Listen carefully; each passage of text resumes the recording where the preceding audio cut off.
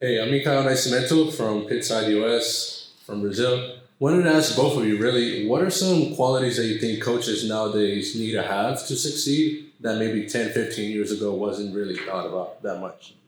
Gee, that's a question for you. Yeah.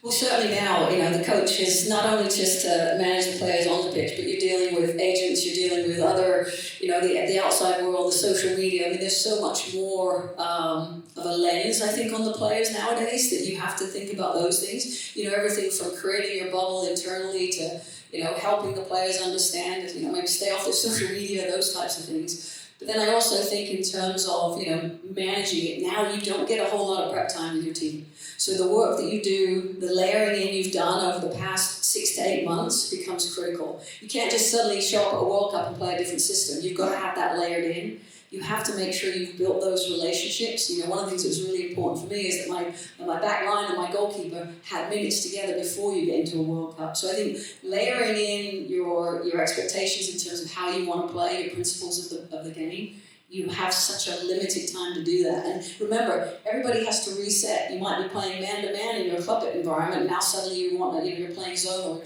you're playing a hybrid. So I think when a team gets together, the coach has to kind of reset, reprogram them. Remember, this is what we're about. These are our principles and fundamentals, and re-cue them. Arsene, do you think it's easier or harder to manage nowadays with all the technology and all the advancements that managers and coaches have? What I would say is today you manage a team around the team. When at the Club World Cup I visited some clubs during the competition, and most of them were between 80 and 100 people. Staff, you mean? One team, staff, media staff, assistants, medical staff. So, but it was well another element that is interesting. I think I was a club manager my whole life, and during the year, the players were giving the advantage to the club most of the time, because we have Champions League. When you had to play a small country, they didn't want to put too much effort always in when they were already qualified. For the World Cup, inside the club, we were more worried that the players protect themselves to be ready for the World Cup.